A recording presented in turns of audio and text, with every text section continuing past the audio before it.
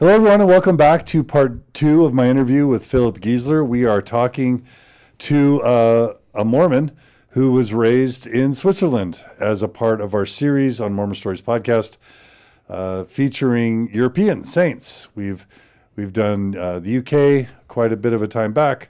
We've interviewed people from Sweden and Norway, and now we're interviewing someone from Switzerland, and we're really excited about that. And Philipp joined us for the first part of our interview, where he shared about his kind of, I like to call it, his Royal Mormon family heritage in Switzerland, multi-generational member, patriarchs in his stake presidents and patriarchs in his family line, and serving a mission in France, and having a first marriage that didn't work out, but then having a second marriage that was kind of a dream marriage, and helping build up a really successful global billion-dollar company, which included a move to the States. So a really interesting and fascinating interview so far. Philipp is also just a genuinely lovely human, so we're really honored to have you on Mormon Stories podcast. So thanks for joining us, Philipp. Welcome back to part 2. Thank you. Excited to continue. All right. So you were kind of living, with the exception of your divorce, you were kind of living the Swiss Mormon dream, including having already served in a bishopric at a young age, a relatively young age, 25, 26, something like that. And you now are, part of this up-and-coming, successful, multi-million-dollar company at the point where you are going over to New York and having these great experiences. So, take us now to the point where you start having some questions. All right. So, yes, we had a great time in New York, and also upon my return to Switzerland, things moved along very nicely. That I had proven myself to the partnership, and I was put in charge of the whole private equity operations, and was able to really fill my dreams professionally.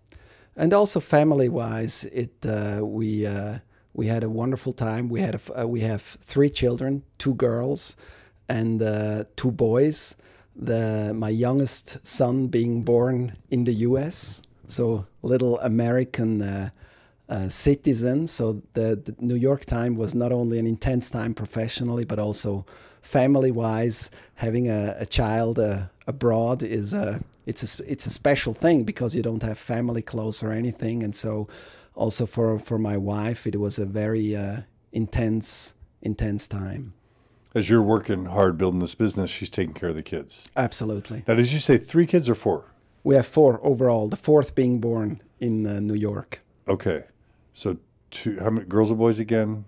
2 girls first. 2 girls. And then in 95 and 97, and then boys in 98 and 2001. Okay. All right. All of them very close together. So very intensive time. And I was, for all my professional career, I was traveling a lot. And so there was my wife filled a very, very big role in our family, being really the strong person at home. And she also sacrificed a lot of her personal interest or engagement, and hopefully I can make up for that today, or she later did. And so it was a good time. And we moved to a new area in Switzerland, which was again a wonderful ward. I had several members of my company that were living in that same ward, so we had interaction during the week, but also on Sundays. But we're very well able to really separate church and business, and both sides really flourished until in early January 2004, I was called to be the branch president of that branch in Richterswil.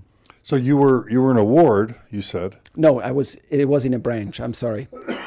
It was a branch at the time. Okay. And had a branch president before, and I was called as branch president. Okay. And do you remember the approximate age?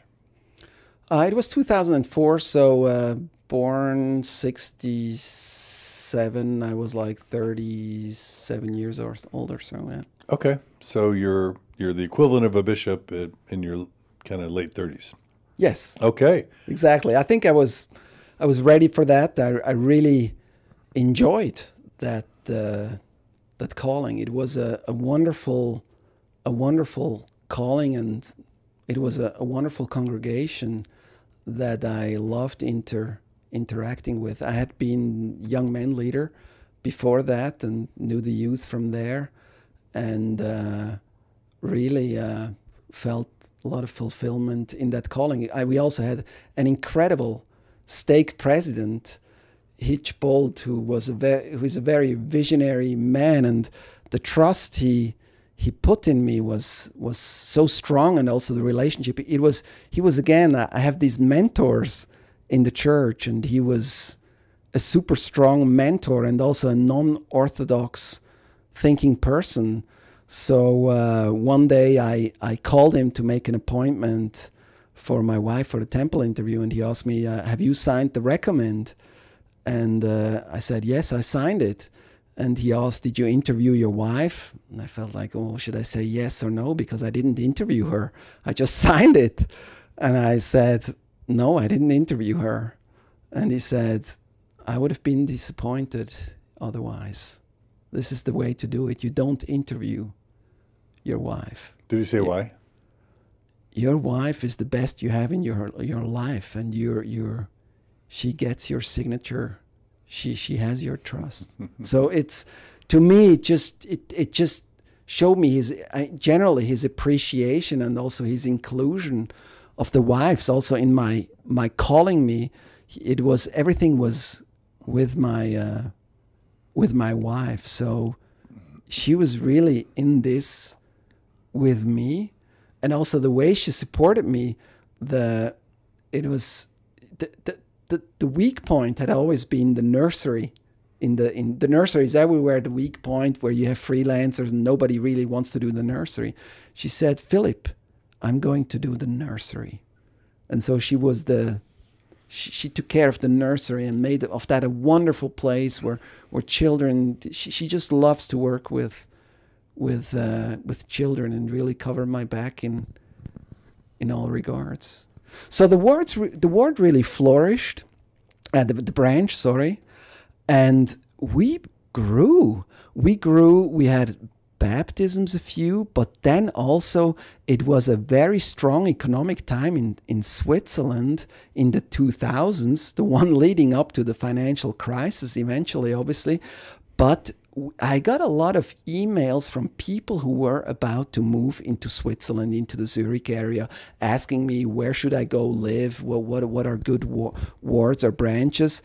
And I really caught on to that. So I started writing, being very helpful to these executives that were about to move to Switzerland, introducing them, okay, here are the best areas to live, here are good schools. In our branch, we're translating in English. So I was doing all these things to attract them to our branch, and we got a lot of inflow from the US, and our branch grew to the point where in certain months it was the largest unit in the stake, but still a branch.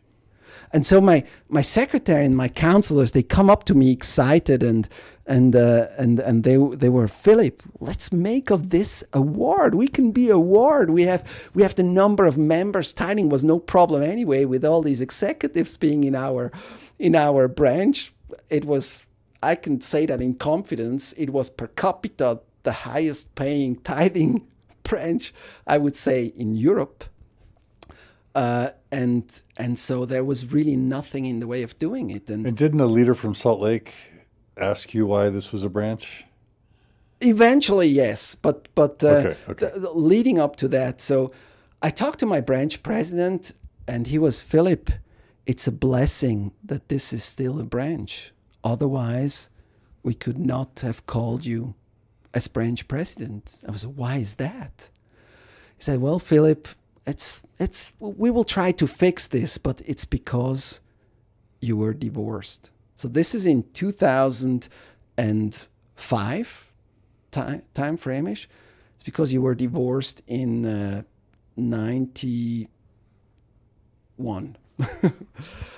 And to me, I was, that's strange. But yes, I think I read something like that in Bruce R. McConkie's Mormon Doctrine. So this is 14 years later? Yeah, this is 14 years after my divorce, and I always had a temple recommend. So, and so it got me a little thinking, and he was like, "Don't worry about it. We will continue to negotiate with Salt Lake." And I remember also, I knew people from the High Council. I mean, it's a very close knit community. They were telling me, Philip, this is such a joke. We're laughing in High Council. This is such a joke that this cannot be a ward. And to me, it triggered a bit in me also the ambition. I'll show them. I'll be the biggest branch in Europe. And I think it was the biggest branch in Europe. So we were more than 100 people on Sundays, and super strong quorums, priesthood quorums, everything. But it wouldn't become that. But at the same time, I started thinking I need to look into this, and I started searching the topic of divorce in the internet. I wanted to have answers. What is it all about, divorce? And started also searching what are incidences where leaders went through divorce. And all of a sudden I see, Joseph Smith was divorced, Brigham Young was divorced, and Joseph Smith had plural wives. Brigham Young, I knew he had plural wives. John Taylor divorced. Wilford Woodruff divorced. Joseph F. Smith, he divorced from his first wife because she eventually couldn't cope with him marrying other women. So the next. What do you mean Joseph Smith got divorced?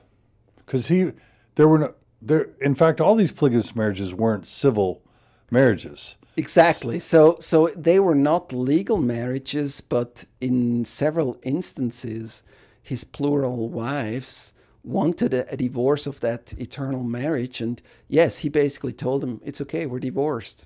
So just like that, he basically dismissed them just like that, we're divorced.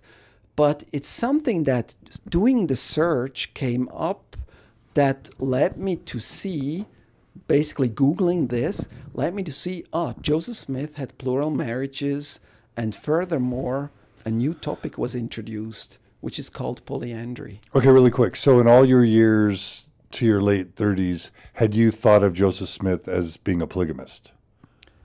I had not identified him with polygamy. I had really not identified him with polygamy. And that did not even disturb me that much, because I felt, Brigham Young did polygamy, Joseph, okay, then before that. But it was not something I had considered. I was more occupied with, okay, what are the reasons we had polygamy, which was to raise a seed because there were men got killed in wars and there was not enough men. All these stories that we tell. I had a narrative that I learned from my mission on polygamy. That aren't true. Yeah, they're not. But, so yeah, just keep going. So yes, but the really new topic introduced was really polyandry. Yeah. And tell us what that means. Polyandry, the fact that Joseph Smith didn't marry single women or virgins, as is stipulated in Doctrine and Covenants 132, basically where it's outlined under which conditions the eternal covenant of plural marriage can be contracted. But he married women that were married to other men already. And do you remember where you first read that? Was it a website? Was it a book? That was the thing you shouldn't do. Google, I think, that I read this. So this was not a qualified source, I would say. And so that deeply troubled me. And with the trust level that I had with my father, I decided to approach my father on this. And this must have been end of 2005. And so I asked my father about this topic of polyandry, and he himself, being lifelong, as I can remember, in stake presidencies, stake president or patriarch, having interacted with, knowing all these general authorities, as he had gone every other year to general conference at the time they were still invited to the US, knowing personally most of the general authorities of the apostles personally, he had never heard, or he had not heard about that topic. And he was questioning, he was, Philip, I will look into this. And he wrote to Richard Craycroft, who had been a mission president in Switzerland in the 80s, and asked him about that the topic. And Richard Craycroft was a professor at BYU for American Studies, and he wrote a letter back in which he elaborated on that troubling and sad story of polygamy and polyandry, and referred in that letter to several books. He referred actually to Von Brody's book. He referred to... What's the name of that book? No Man Knows My History. So he referred to that book. He referred to Richard Bushman's Rough Stone Rolling, which would have been brand new. That came out, I think, in 2005. Yeah. So that was end of 2005. He had already processed that, and much of the letter elaborated actually on quotes, or where he put quotes from Richard Bushman, and Richard Bushman himself being a faithful author and source, being himself a patriarch of the, I think patriarch, former stake president of the church, and historian, scholar. So this, and my father, he gave me that letter, and he recommended to me, Philip, let's read Rough Stone Rolling. How'd that go? So my wife will remember this was on a holiday in the Caribbean in Bonaire, that I was on holiday with my family, consumed with that book. I could not put that book away. So my wife didn't find it that exciting or fun a holiday, but to her, this was the trigger point or the change point. In what way? In a way that it changed me. My shelf came off. I got introduced to all these other troubling topics of the church, the constituents of the church, the way that Joseph Smith grew up, his treasure-seeking activities. I mean, Richard Bushman always tried to put it in the context of a faithful spin, and so I felt safe reading the book, but at the same time, it troubled me deeply going into the first vision with the different versions of the first vision, going into the restoration of the priesthood, which was only known to the membership years after the occurrence of the event, with a recreate or rewriting of the Doctrine and Covenants and the revelations in the Doctrine and Covenants. All these incidents which look to fabrication with the translation of the Book of Mormon not being with gold plates, but not being based on translation of gold plates, but with magic, with seer stones. And then eventually, obviously, polygamy was a very big one, where I later processed another great book, Arthur Waggoner's History of Polygamy, where I think I read that short after, where I really felt, wow, this principle, while I'd like to believe that one day I will understand why God does that, the way it was exercised was so abusive and manipulative, and that I could not accept it as really divine when you claim revelation in order to manipulate really someone, and then the end of it being really then the book of Abraham, where we are faced with facts really of this not being a true translation of papyri. You know, other topics like Adam God, blood atonement, the way these early days worked. It was crazy days, but it just, all of it coming together gave so much a different picture, because I had always in family home evening, my father, he showed us a ring, he showed us his wedding ring, and he said, truth is eternal. It doesn't change. It has no beginning, no end. And my mother always told us, remember, the members are not perfect, but the gospel is perfect. And here, all of a sudden, I learned completely different. So in an instance, really, in that instance, I had a feeling, my shelf basically broke, and I had a feeling, wow, what if this is not true? What if I'm called, or I'm the vessel that has to end this for my family and my posterity? And what? And what? I had a good feeling. I felt at peace. I felt everything is going to be fine. But you're saying you felt like you had the impression that you might need to end something? Yes. What? End what? What did you need to end? I just want to make sure I understand. End our tradition in the church. Okay. And our being Mormons. Okay. So maybe break the chain. Yes. I had a feeling maybe I have to break that chain. If it's not true, I have to break the chain. Now you have to see my whole analytics. I'm an analytical person. I'm an investment committee person. So whenever I look at investment opportunities, I have to see, are they good? Are they not good? I have to be devil's advocate. So my approach, I'm a truth seeking. I'm a right, or I'm a the right thing. I cannot stand.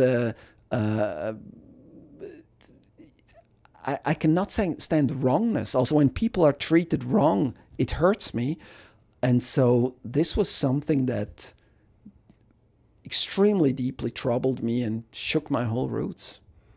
And this is in 2006, while you're a branch president of the most successful branch in Europe. Yeah, I think the most successful. Yes, of course, the most successful branch. I think it. Yes, it was 2 years into being that. So was Rough Stone Rolling and this von Wagner or Wagner book were the only two sources during those 2 years? Or did you start looking at the internet? Did you start listening to podcasts? Were there other sources in your exploration? Around a bit later, I think a bit later, I came across Mormon Stories, and in Mormon Stories, I looked into again at the beginning of your work in Mormon Stories. You interviewed a lot of historians and scholars, and Mormon Stories for me was really a tool to orientate myself in that maze or that jungle of, because this is a huge mountain now all of a sudden that you have to tackle, because it's one thing you read Rough Stone Rolling, now you have to start backing it up. I mean, I cannot leave the church. I cannot leave my legacy just based on okay, this one source. I need to dig deeper into all these topics. So Mormon Stories was a very good resource of mine, and then Mormon Think was the other resource that I found that I did not really trust. I mean, I knew that it was a critical website, but it pointed me into directions. Okay, here I have to search, here I have to search, here I have to search. I have to substantiate everything. And everything that I substantiated, I had to substantiate it with Mormon faithful scholars. So I don't know exactly when I read what book, but it led me to read the biography of Brigham Young, American Moses, of John Taylor's, written by one of his nephews or descendants. Wilford Woodruff's biography led me to read, short after I read Mormon Enigma by on Emma Smith, and my appreciation for that woman just increased so much. All of a sudden, she was my hero, I could say. And also there we get glimpses into how polygamy was lived by Joseph Smith, and some of the deception, like affidavits written, people lying for the prophet about being engaged in polygamy while being in a relationship with the prophet himself. Okay. So I asked you before about someone from Salt Lake also suggesting that the branch should be a ward. Do you want to tell that story at some point or not yet? Or is that even an important part of the story? I mean, Salt Lake was contacted in that regard, but Salt Lake never. I don't think Salt Lake did not want to make this award. It was really efforts from my stake, and it did not result. I mean, it did not become a ward while I was a branch president. I became unstable in the sense that, of course, I returned again back to the source, to my father. And because he had taught me all these things. And I must say, what I really appreciated, my father, he was open to read what I read. So he read a lot of the things that I processed thereafter, and was willing to engage and maintain the dialogue with me. At the same time, he felt sometimes that I was not so stable. So once we were in a leadership meeting, and we on the way there, I had voiced concerns and everything, and we were there, and I was very upset, and I raised my hand, and he felt I was going to stand up and basically say this church is not true or something. So he was like, "Philip, don't do this, please." So I didn't do it, but there was always a bit this pain of also this not being a ward that was confronted with. Once Elton Perry was in our, he became responsible for Europe, for fixing things there, and in his approach he came there and taught us how everything is being done, because we're not so smart in Europe. So he went through. Are you saying he was condescending a little bit? Yes, it's he. How authority. I mean, the brethren usually are a little nicer. I had the 12, but I had this so often on my mission that the 70s, they would usually bash you down, and then in the end they build you back up. But it's certainly the case that in Europe we always felt a bit like the US. They come, they show us now how it's done, and you're doing everything wrong. You have to do it this way or that way. So he basically went through and talked quickly to everyone, and he chatted with me and said, "What are you, a branch president of Richtersville? Why is this a branch? Why is this not a ward?" And I was like, "I don't know. It should be a ward." And he looked at the stake president, and the stake president was like, "It's okay. We can talk about this another time." So he did not obviously not want to elaborate on that. But to me, I was already at that time. I felt, there was all this. He really instructed us and did everything. And then in the end, bearing his testimony, his voice changed in tune, and somehow he could turn on that vibration voice. "I know with every fiber of my heart that this is the work of the Lord." So it was, to me, I was just, I don't know, it just didn't, it felt very, it didn't feel inspiring. You mentioned a leadership meeting, something not being stable. Is that what you've already said? Yes, I said that. Okay, and then some meeting in a hut. So what? So yes. So in all of that, I mean, who are my confidants, or who are the people that I can talk to, because you have a need of talking at the same time. This is such an explosive topic. You're being branch president. Every Sunday you're at church, and you're expected to bear testimony. You're expected to lead. You have responsibility, and I did not. I felt that burden very, very heavy. I was able to talk to my father, and then also, of course, to my wife. And my wife, she always understood the gospel completely different. She's more a serving person. She's not a scholar or not a reader. She's a person of she just does what Jesus said we should do. And her approach was, Philip, I never believed in the way that you believed. And look, there's weird things in all religions. And Mormonism, it's good for our children, and I will hang on to it.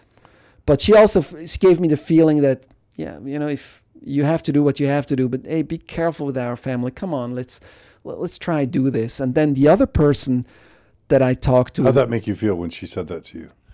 Well, I was not ready to let go myself at the time. Okay. I mean, I felt this is so big. Can I take that responsibility? It felt very, very heavy because it sort of rested on me, and I knew that our love was not at risk. Milena and I, we loved each other regardless, and I knew that this would never be a problem. And at the same time, my love for her, I wasn't at the point, I was at the point that I didn't want to be branch president anymore. I felt that weight of that calling. I wanted to just hide and disappear without the scandal, making myself small. This is how I felt. Because it's a big deal to leave one of these royal families, right? To be the first to break the chain. Huge bump to your explode. Parents. It's your parents, it's your siblings, it's her parents, it's her siblings. Talk about that pressure. What it's like to contemplate being the one to break the chain when everybody's a member and everybody's stake president or patriarch. Yes. So my 3 siblings, all of them active in the church, all of their children active in the church, all of their children eligible for temple recommends.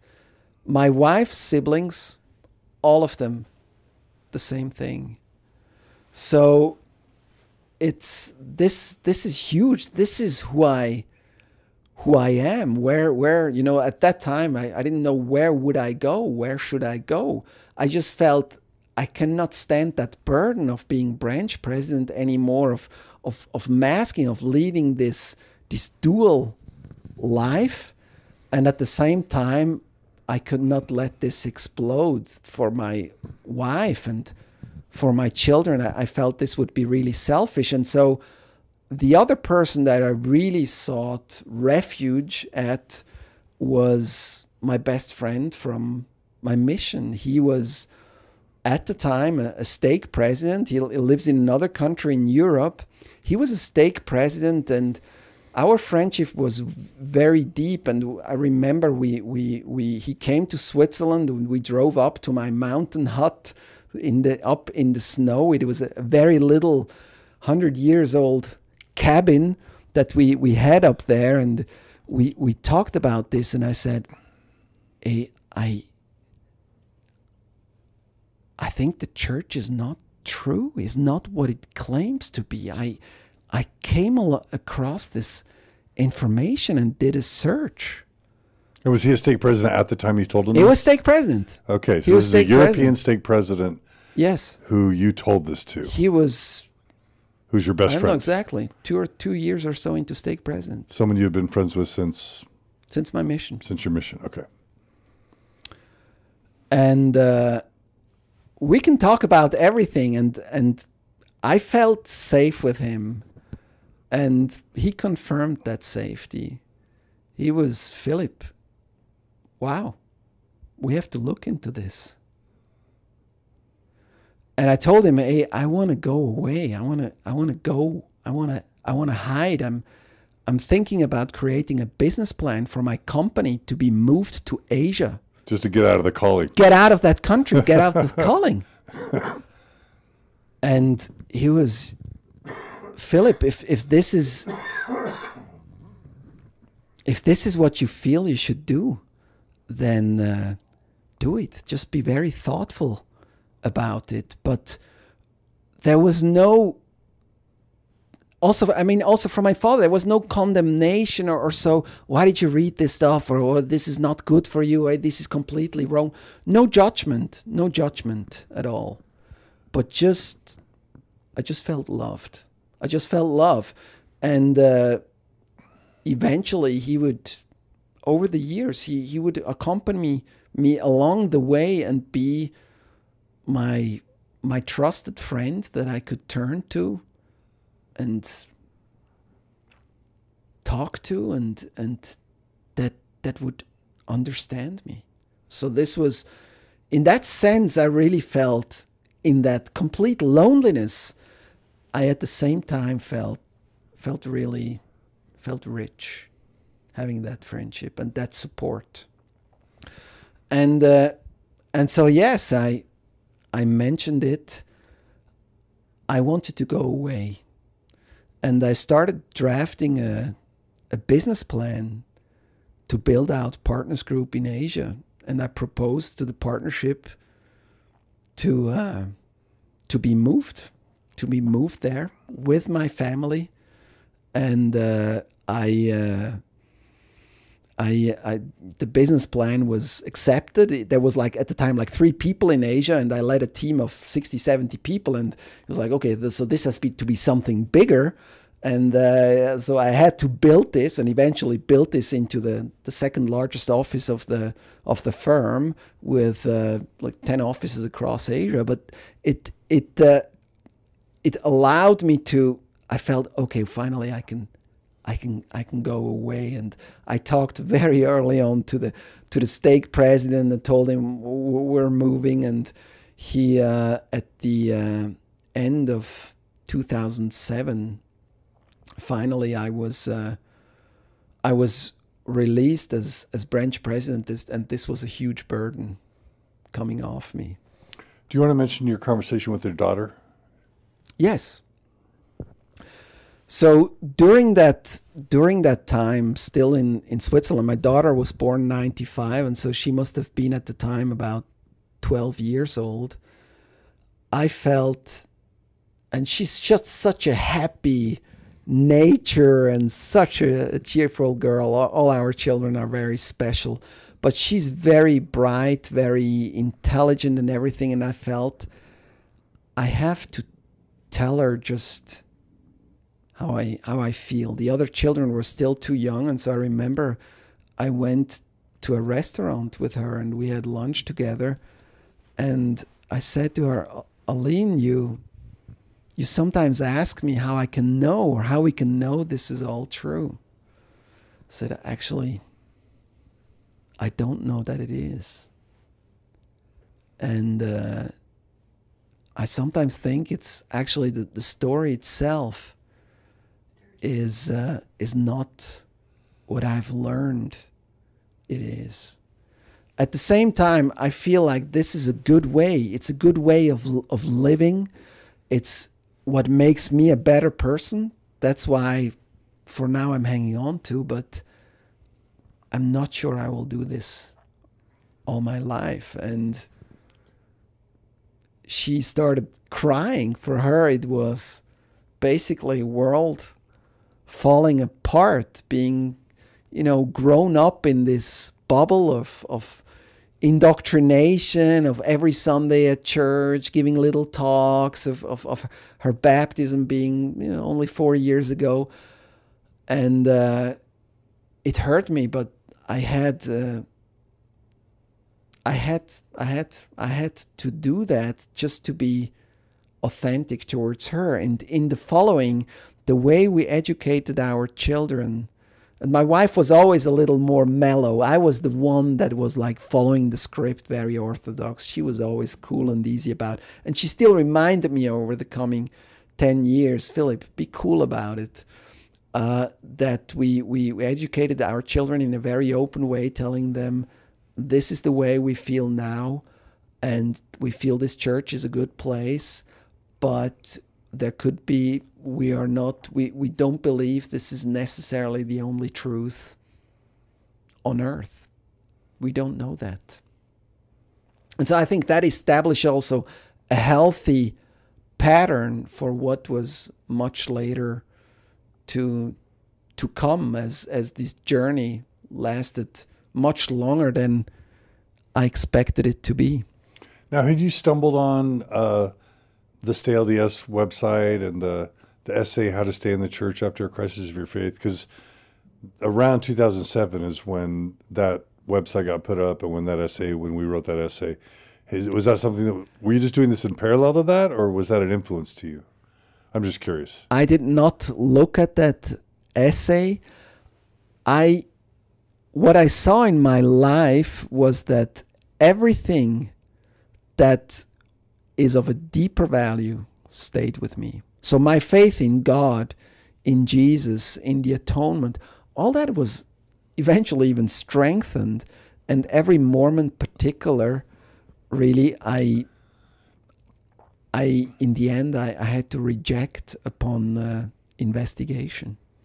But this idea of staying in the church as a progressive, sort of buffet, liberal progressive Mormon, that, in 2007, Dan Witherspoon hadn't started his podcast yet, A Mormon Matters, and that was maybe a bit of an early time for someone to come to that sort of conclusion. Did you have any inspiration or role models or anything that would have helped you feel like that was okay, or that would have given you that idea?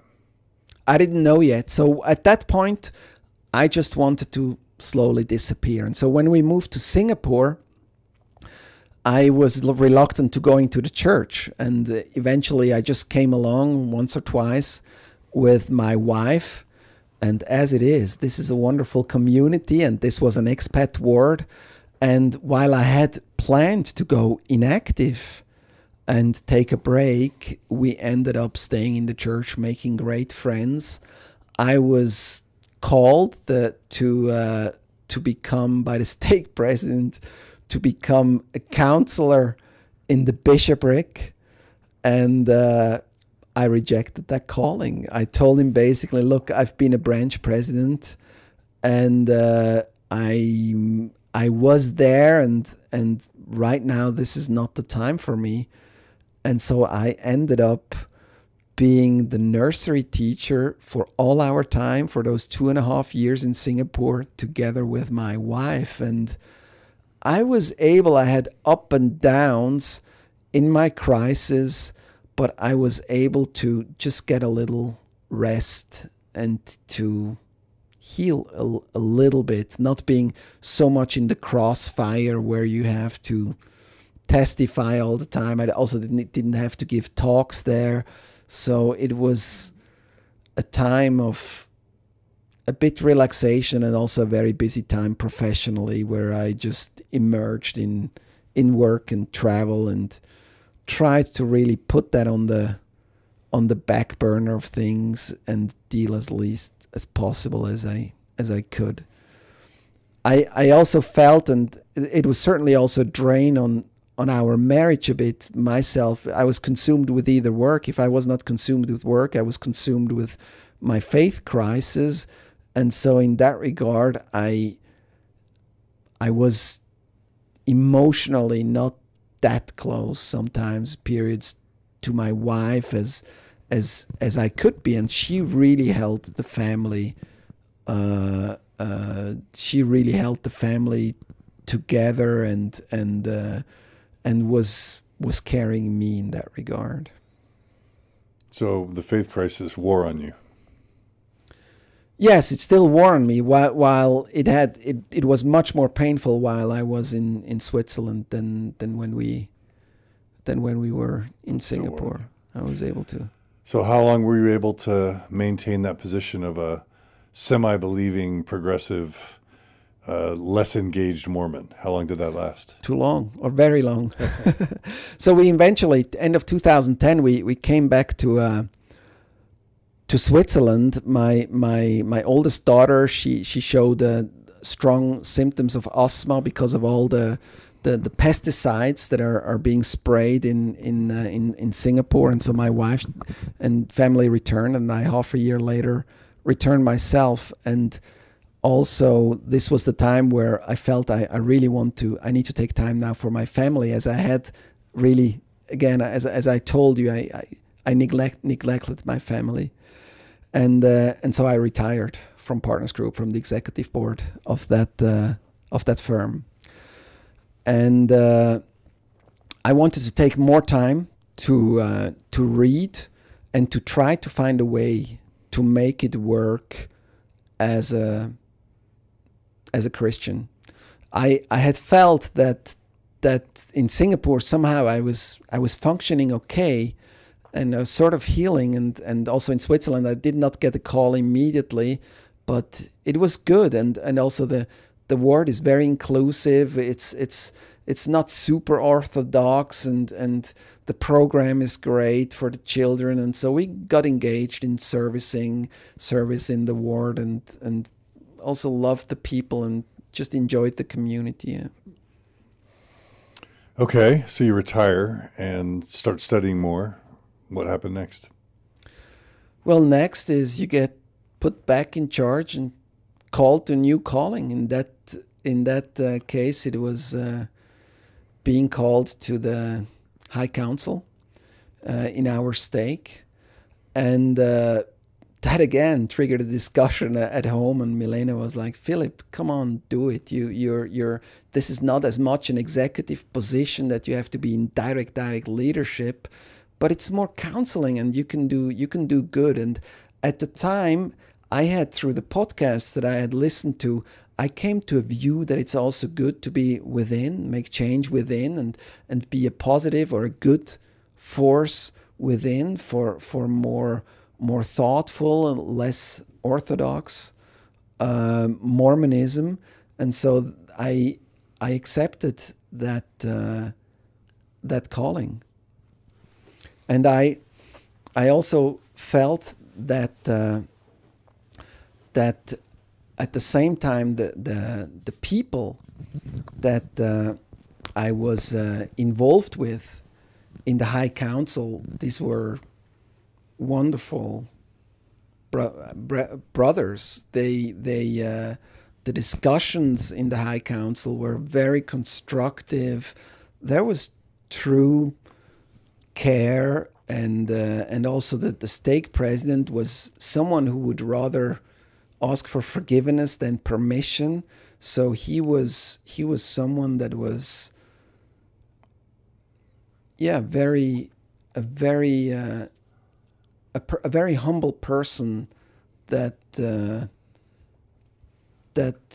he's a convert himself and was at the same university as I was, so I had known him for a long time, and he was really an example to me. I like to be inspired by other people around me, business-wise and also church-wise. I always had that, and also in that case. And so I enjoyed giving talks, building up people, and I could choose my topics myself.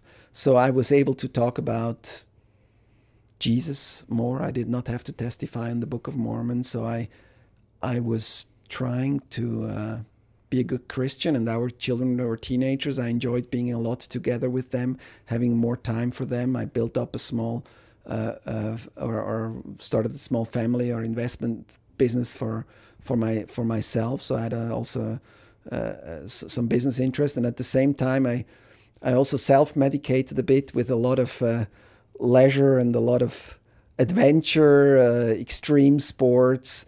So tried to balance my life in the best way that I can to make it work. And sometimes I also felt like, well, yeah, I find a way I can make it work. The church makes me a better person. And I felt also you yourself in your journey were also at a point where, when I listened to your journey, you were counseling a lot with your stake president, and I felt, well, John DeLynn, he also finds a way, and I'm also finding a way of somehow making it work still. Because if I summarize the 10 years really between my realizing the church is not what it is, what I thought it was, and eventually pulling the pin, I tried for 10 years to make it work and make it true. This may be going back a bit, and tell me if I just somehow missed it. Did you tell the listeners kind of what your reaction was when you were called to the calling of Stake High Council? What you told the stake president? Did you already mention that? So I had, obviously I was reluctant to accept that calling, and I really told him, not sure you want me as a high council. I'm critical. I'm progressive. I'm not saying yes to things. I challenge things. And he said, Philip, that's exactly what I want. And I need strong voices and I need opinions. And I felt always I had a voice in that council and was respected for my voice, and that it counted and was appreciated by the others. So again, I'm giving you a story. Or You warned him. I warned him, but I'm giving you a story of, actually, apart from my faith crisis or just the thing being not true, everything else being a wonderful experience. Right. And I'll just say, as just a quick side note, that I'm hearing this more and more, that friends of mine or people that I know or listeners are actually being called to bishopric or even stake high council positions where they'll admit to their bishop or stake president, I don't believe in some or all of the church anymore. And they're getting the callings anyway.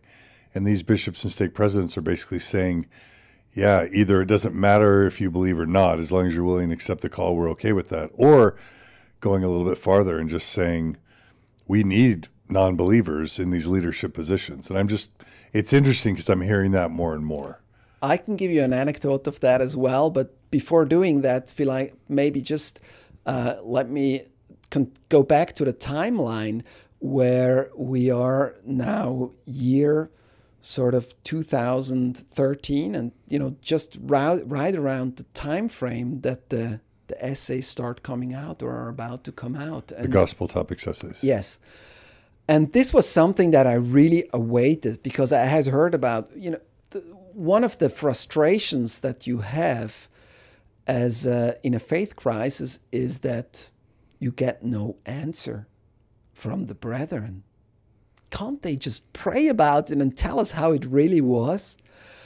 And so all you get is the apologists who basically drive you even further away from the church because their arguments are so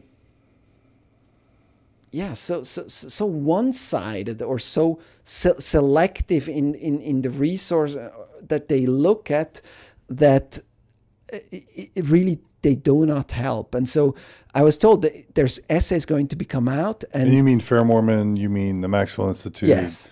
Which are those the main apologetic resources you pursued? Yes, okay. And I always tried to read Mormon or credible resources, and those were resources also my father pointed me to, and it was just, I don't know, if you have just not even a large level of knowledge, it's so lame, just debunks very quickly. So what happened is that in one of those high council meetings, our stake president opens to us, okay, there's going to be these gospel topic essays. They're not easy to find, and also heard, so they have to be Googled, really. You can't access them directly through just going through the website. At least at the beginning you couldn't. And he mentioned the English word, inoculation. He said, well, it's going to be a two-step process. In the first process is going to be these gospel topic essays. They will go to a certain level, but their purpose is not for people who have gone very deep into church history, but more in terms of Schutzimpfung or inoculation, to help members already have heard of troubling or difficult topics in order not to trouble them when they hear again about them. Oh, to me already a little alarm clock or alarm went on. And when I started reading these essays, it caused a big frustration. And I also talked to my stake president friend. I felt so frustrated. I was like, wow, this may be the moment where the church is changing its history and is rewiring its members into believing we always believed in this now new narrative that is a bit closer to the truth. And I felt, wow, this is how our generation may be lost, or some in our generation, people like me. The church knows that we're gone mentally, but this is for the next generation. The tune has changed, and now we're dancing to a new music that is more appropriate in the age of internet. Without ever apologizing, without ever acknowledging that we had all been taught something different than what was true. So there was no accountability piece. Not at all. Just with a very selective story portraying things. Some church leaders claimed that, blacks were maybe not vigilant, or that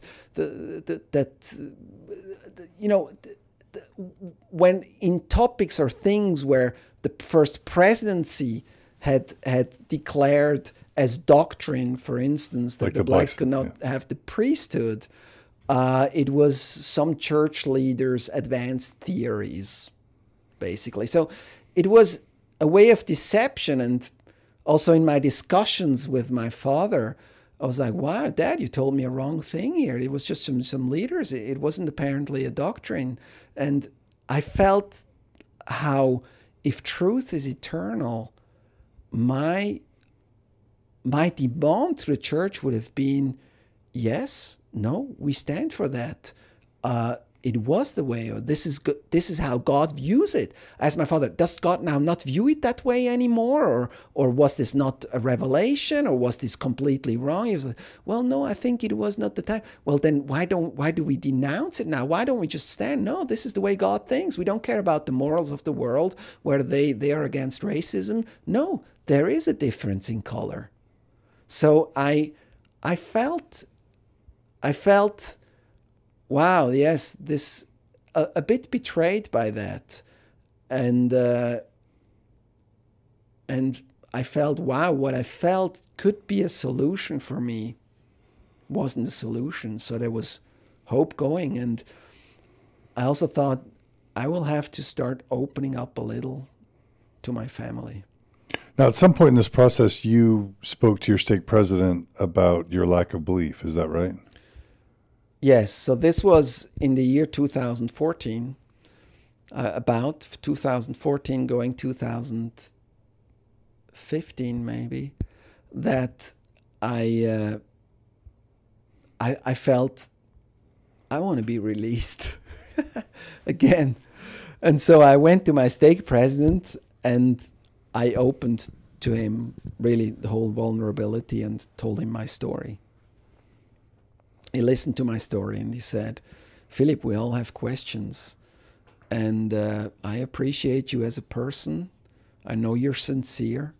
I know you have a deep testimony of Heavenly Father, Jesus Christ. And I know you're a positive influence in our stake. And I will not release you if you ask me to, but I will not really. If you ask me to, I have to, but I will not release you. And so I felt, okay, if this is on the open, and he also said, he said, I know that you're sensitive about this and that you're not destroying faith, and I did not have that intention. I just wanted to have a little more integrity, also versus my leader. And again, the church is, that community proved to me again, and the leadership, to be truly wonderful. And later he would also accommodate my temple interview when my daughter was getting married. I didn't have a temple recommend for probably more than a year or 2 years or so. I didn't go back, and eventually when I came for my temple interview, I answered questions in a very vague way, in the sense that if God has a prophet, I'd like to believe that it's him, but I'm not certain that he needs one. If that a restoration was needed, I will believe it's this one, but I'm not at all, or I don't really believe that necessarily one was needed.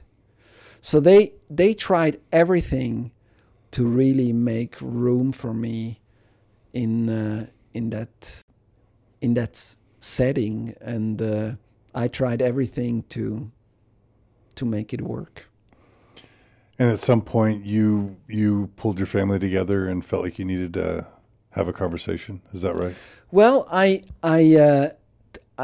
we had in 2014, I think, we had a family gathering of the overall broader family. So parents and siblings? Parents, siblings, we had like a weekend camp, and we had a testimony meeting in that. And I went to the scripture of Paul where he says that he looks through a glass darkly, or when he was a child, he believed as a child. When he became a man, he believed as a man. And we saw clear, now I see through a glass darkly. And I said that everybody thinks that I'm the happy man. I have all this, this wonderful, awesome life of success on all fronts, but that I had a burden as well.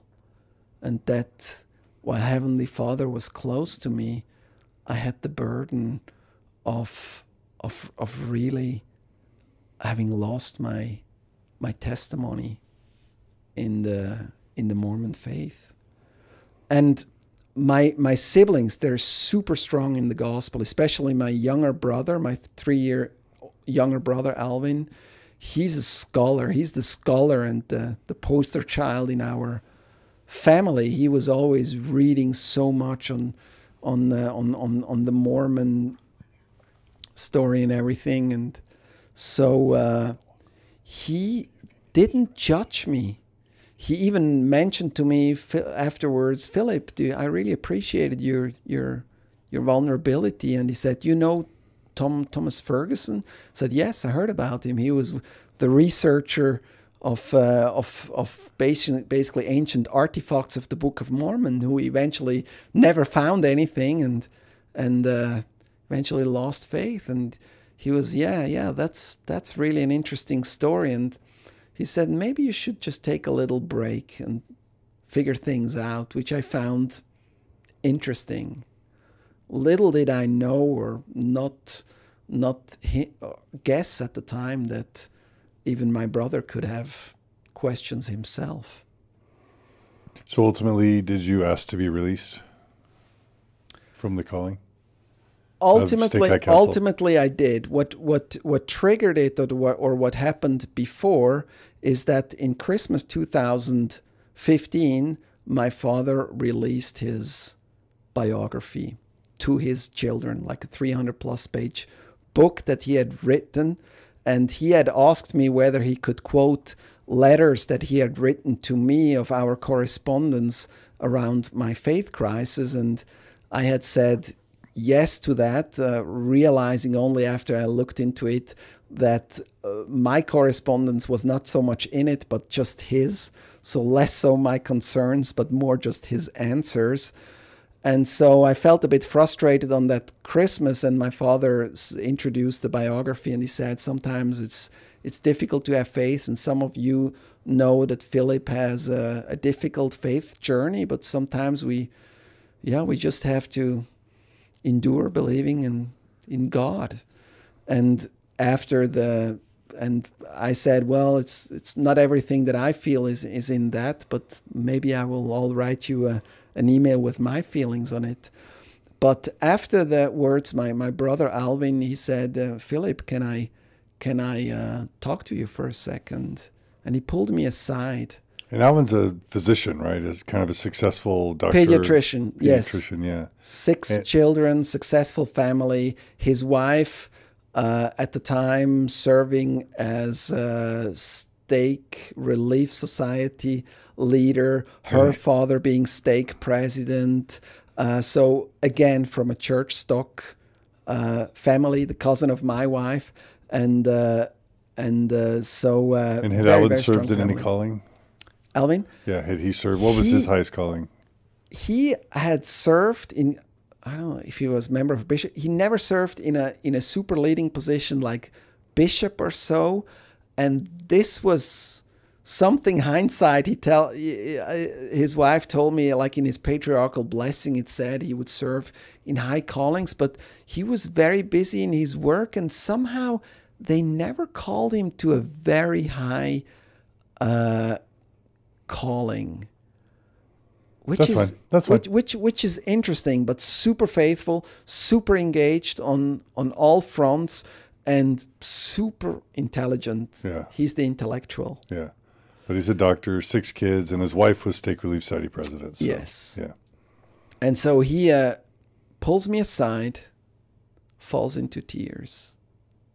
He said, "Philip, I know what our father just said is wrong. It's not that you have lost your faith. I know you have faith in God. The church is wrong."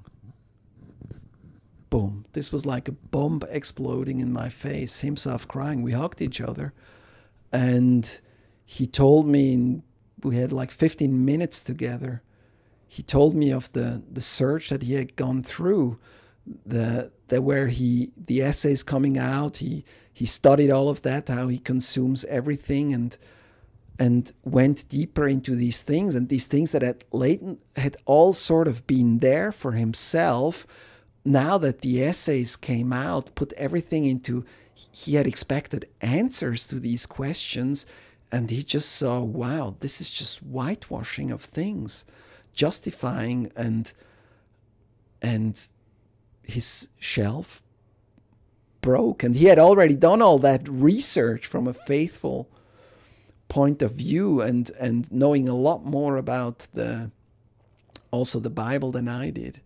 He had come from the angle really of Christianity, of the temple not being necessary according to the New Testament. It was demounted. It's so many doctrines that we have today not being in line with Christianity. And to me, what happened? The price dropped. I knew now I had an ally, and if I... The price of leaving the price of leaving dropped. Because you now had a brother or I sibling. would not lose my brother, which was the one where I felt he would have criticized me most or judged me most. I would not lose that love. And with that price level, to me, I strongly started thinking about ending my calling. And so I wrote in 2016, in March, I wrote there was an upcoming stake conference in May, and I wrote an email to my stake president in which I told him that while I feel very connected to the community and to the church, that the time had come where I wanted to broaden my search, and I would also not be so active in the church anymore, and I asked for my release. And I was serving to the last day, to the last Sunday. I think even the Sunday before the stake conference, I gave a talk in a branch. So I was able to serve to the last day. I got released from my calling at stake conference honorably, and I never again put a foot into an LDS church. Whoa! All right. So that was the end of your active membership. Yes, I think also from my wife, she really also pushed me a bit into that she said, "Philip, it's time for something new for new. You've tried, you've done everything. Now go. Stop it." Was she ready to leave too at that point? No, she was serving as a young women president of the ward, and was doing a wonderful job there. So this was in May when I got out. My wife served until the end of the year, until she sent her email, and also since then she's not put a foot back. At the end of the year 2016, that was the time where she ended it. All right. And so, yeah, that triggered the discussion with our children. Obviously, me not going to church anymore, and we opened it to our children, and they were sort of prepared throughout the time a bit. And I also had discussions with my sons individually, with the children. And one of the triggering point also was that there were, in the whole, upbringing of healthy development, while, the common narrative for me was always that the church is the only, or it's a healthy place to raise your kids. Why I was willing to, okay, let's move on. Maybe it's good for the kids. I felt in different regards that maybe it's not as healthy a place, or can be an abusive place that they would have to live with eventually with cognitive dissonance. One day they would come out. I also knew that I would eventually come out myself, and this was still a time, where the children were, my oldest was not yet, or was 17, so he was soon becoming 18 and would become an elder, and question of a mission. So it was still a time where I was close enough. My oldest daughter was married, though she was out of the house, where I was close enough to the children that they could still feel my love. And I knew that if I would postpone that any further, in the end, I would just be an apostate to them, because the church would do everything to save them. And obviously they certainly also did, especially in the case of my daughter that had already moved out. The two boys were living at home. My other daughter, my second daughter, she was studying at BYU, psychology. And so she was in that environment. She experienced it from abroad, basically. Myself going inactive, for her, obviously, it was not an option. The boys basically immediately stopped going to church. We elaborated shortly on why I felt the church was not what it was, and especially my older son, he put his stuff away immediately, and for him the case was done, and also for our younger son Fabrice, the case was closed, and they quickly stopped going to church. So it was for half a year probably my wife going by herself. And my daughter, who's married, she also continued to go. How'd the son-in-law like the stress to the faith of their marriage? Well, he also experienced our family as a progressive family, and so it's always the wife that pulls the son a bit to her side. Obviously, because the bond of a daughter is stronger than the bond of a son, and so we were also close to him and had discussions also together. That said, I think that the church really put high hopes into him, the word, and they talked to him. My father also talked to him, and he was certainly put a bit into the role of the one holding on to the rod and being now the priesthood leader. And he was even made ward clerk to probably also be closer to the bishop. And he accepted that calling and did that calling also probably they stayed maybe even a little over the year end. But my daughter felt, Aline, who I had already talked to when she was younger, she felt very strongly that while her problems were not so much history, people talked to her about history, trying to convince her, no, it's okay with the history. Her problem was really the way the church forms you, inoculates you, manipulates you in a sense also, and puts itself between you and God. And I had, opening to the children, I had also communicated to them that part of the reason for me going was that the greatness of God was reduced.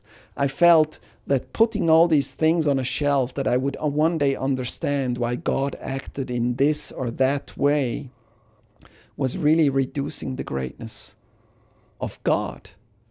I felt like, well, that God is not such a cool God if he does all of that. My God is greater.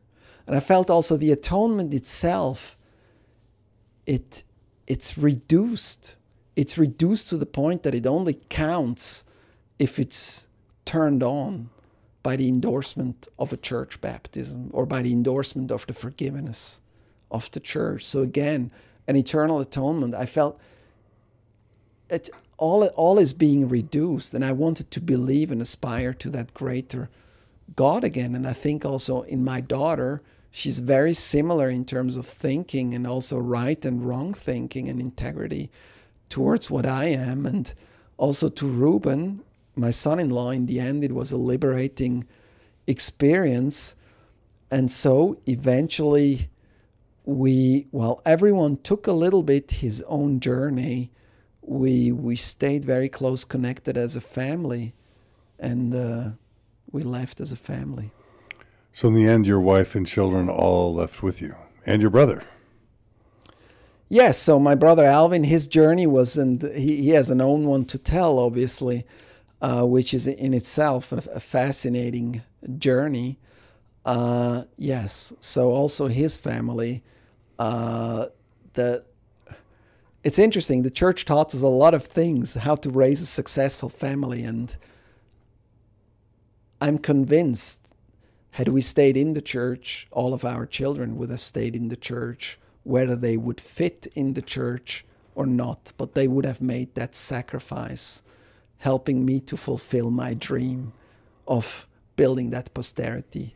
They would have put their own desires under that, at least for a long time. And at the same time, us going out, that bond of love being so strong, them feeling this is not just my parents are disintegrating or my father is going crazy, but it's out of an honest search, and it's out of integrity. And we need to listen to what his story is. It's an honest search. You're kind of lucky. You probably know you're kind of lucky that your whole family has stayed unfractured, let's say. Well, yes.